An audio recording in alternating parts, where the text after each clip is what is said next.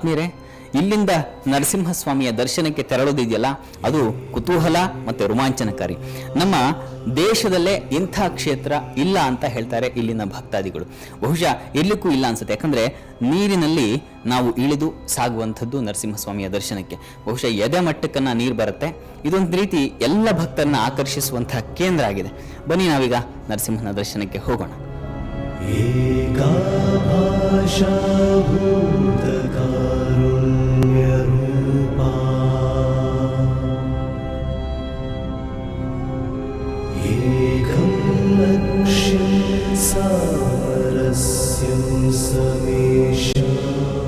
ನೀರಿನೊಳಗೆ ಇಳಿಯೋದೇನೋ ಕುತೂಹಲವಾಗಿತ್ತು.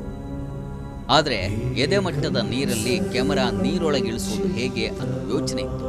ನಮ್ಮ cameraman Ravi tractor ಟ್ಯೂಬನ್ನು ತರಿಸಿ ಅದರ ಮೇಲೆ ದೊಡ್ಡದೊಂದು ಪ್ಲೇವುಡ್ ಅನ್ನು ಇಟ್ಟು ಅದರ ಮೇಲೆ ಕ್ಯಾಮರಾ ಇಟ್ಟು ಹರಸಾಹಸ ಮಾಡಿ ನಿಮಗೆ ಈ ಎಲ್ಲ ದೃಶ್ಯವನ್ನ ಸೆರೆ ಹಿಡಿದಿದ್ದಾರೆ.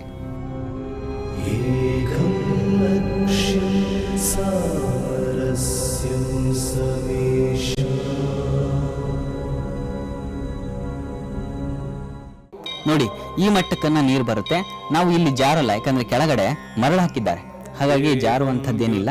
ಆರಾಮ್ಸೆ ಎಲ್ಲ ಭಕ್ತಾದಿಗಳು ಇಲ್ಲಿ ನಡೆದು ಸಾಗಬಹುದು. ಸುಮಾರು 1 ಕಿಲೋಮೀಟರ್ ವರೆಗೆ ಹೀಗೆ ನಡೆದು ಸಾಗಬೇಕು ನರಸಿಂಹನ ದರ್ಶನಕ್ಕೆ.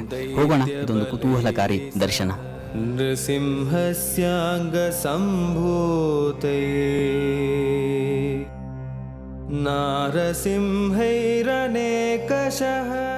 ಈ ನೀರಿನಲ್ಲಿ ಸಾಗೋದಕ್ಕೇನೆ ಭಕ್ತಾದಿಗಳು ಬರ್ತಕ್ಕಂಥದ್ದು. ತುಂಬಾ ರೋಮಾಂಚನ ಅನಿಸುತ್ತೆ ಈ ನೀರಲ್ಲಿ ಸಾಗುವಂಥದ್ದು. ಪುಟ್ಟ ಮಕ್ಕಳಾದರೆ ಹೆಗಲ ಮೇಲೆ ಹೊತ್ತು ಸಾಗುವಂಥದ್ದು ಇದೆ, ಪುಟ್ಟ ಮಕ್ಕಳನ್ನು ಕರ್ತಂದಂಥವ್ರು. ಹಾಗಾಗಿ ಬಂದ ಯಾತ್ರಿಕರಿಗೆಲ್ಲ ಇದೊಂದು ಆಹ್ಲಾದ ಅನಿಸುವಂಥ ತಾಣ. ಸಂಕ್ರುದ್ಧೋ ಹಿರಣ್ಯಕಶಿಪೋ ಸ್ವಯಂ. ನೀರೊಳಗಿನ ನರಸಿಂಹನ ನೋಡ್ಲಿಕ್ಕೆ ಸುಮಾರು ಜನ ಭಕ್ತರು ಬಂದಿದ್ದಾರೆ. ಬನ್ನಿ ಅವರ ಅಭಿಪ್ರಾಯ ಹೇಗೆ ತಿಳ್ಕೊಳ್ಳೋಣ. ನಮಸ್ಕಾರ, ಏನು ನಿಮ್ಮ ಹೆಸರು? ನನ್ನ ಹೆಸರು ಪೂಜಾ. ಎಲ್ಲಿಂದ ಬಂದಿದ್ದೀರಿ? ಉನ್ನವ ತಾಲೂಕ. ಹೇಗೆ ಅನ್ಸುತ್ತೆ ಈ ದೇವಸ್ಥಾನ?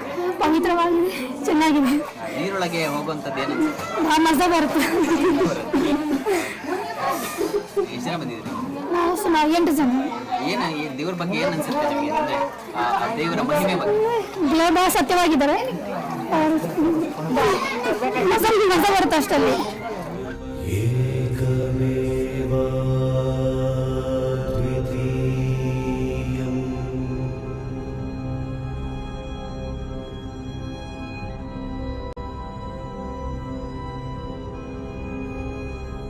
ನಾವು ಇನ್ನೇನು ನರಸಿಂಹಸ್ವಾಮಿಯ ಸನ್ನಿಧಿಗೆ ಬಂದಾಯಿತು.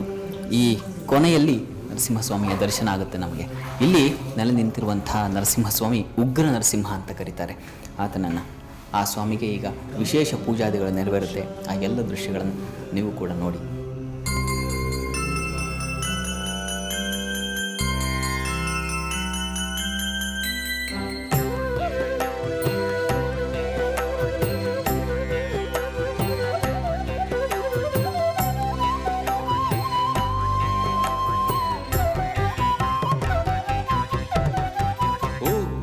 वीरं महाविष्णुं ज्वलन्तं सर्वतोमुखं नृसिंहं भीषणं भद्रं मृत्युं नमाम्यहं वृत्तोत्फुल्लविशालाक्षं विपक्षक्षयदीक्षितं निनादत्रस्तविश्वाण्डं विष्णुं उग्रं नमाम्यहं सर्वैरवद्यतां प्राप्तं सबलोघं दिते सुतं नखाग्रैः सकलीचक्रे यस्तं वीरं नमाम्यहं पातावष्टब्धपातालं मूर्धाविष्टत्रिविष्टपं भुजप्रविष्टाष्टदिशं महाविष्णुं नमाम्यहं ज्योतिं शर्केन्द्रुनक्षत्र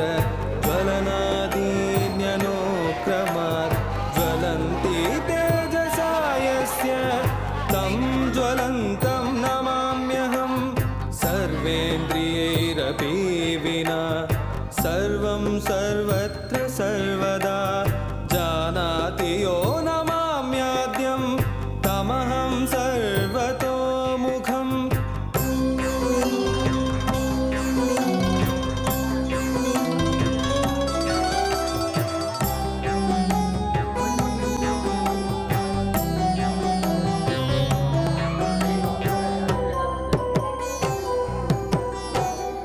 ಎಲ್ಲ ಕಾಸ್ಟ್ ಎಲ್ಲ ಕಮ್ಯುನಿಟಿ ಭಕ್ತಾದಿಗಳು ಸ್ನಾನ ಮಾಡಿಬಿಟ್ಟು ಮಡಿಯಲ್ಲಿ ದರ್ಶನ ತಗೊಳ್ತಾರೆ. ಇಲ್ಲಿ ಯಾರೂ ಆಗಲಿ ಅದು ಸ್ನಾನ ಮಾಡಿಬಿಟ್ಟೆ ಮಡಿಯಲ್ಲಿ ದರ್ಶನ ತಗೊಳ್ಬೇಕು. ಯಾಕಂದರೆ ಸಾಲಿಗ್ರಾಮ ಹಿಂದೂ ಶಾಸ್ತ್ರಾನುಸಾರ ಸಾಲಿಗ್ರಾಮಕ್ಕೆ ದರ್ಶನ ಮಾಡಬೇಕಂದ್ರೆ ಮಡಿ ಕಂಪಲ್ಸರಿ ಬೇಕು ಅಂತ ಇಲ್ಲಿ ಇಲ್ಲಿ ಒಂದು ಪದ್ಧತಿ ನಿರ್ಮಾಣ ಇದೆ.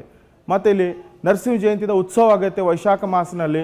ನರಸಿಂಹ ಜಯಂತಿದ ಉತ್ಸವ 9 ದಿವಸ ಸತತವಾಗಿ ದೀಪ ಪ್ರಜ್ವಲಿತ ಮಾಡಿಬಿಟ್ಟು ಇಲ್ಲಿ ವಿಷ್ಣು ಯಾಗ ಯಜ್ಞದ ಇಲ್ಲಿ ದೊಡ್ಡ ಪ್ರಮಾಣದಲ್ಲಿ ಇಲ್ಲಿ ಸೆಲೆಬ್ರೇಷನ್ ಇರುತ್ತೆ.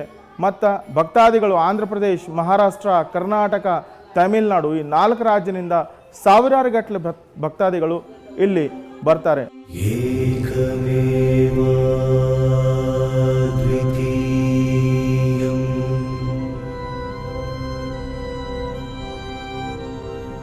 ಒಂದೇ ಕ್ಷೇತ್ರದಲ್ಲಿ ಶಿವ ನರಸಿಂಹರಿಬ್ಬರೂ ನೆಲೆಸಿರುವಂಥದ್ದು ಬಹಳ ವಿರಳ.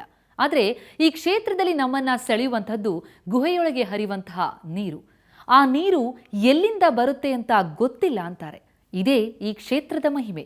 ಮತ್ತೆ ಮುಂದಿನ ವಾರ ಇನ್ನೊಂದು ಗುಡಿಯ ದರ್ಶನದೊಂದಿಗೆ ನಿಮ್ಮ ಭೇಟಿ. ನೇರ, ದಿಟ್ಟ, ನಿರಂತರ ಸುದ್ದಿಗಾಗಿ ನೋಡ್ತಾ ಇರಿ ಸುವರ್ಣ ನ್ಯೂಸ್.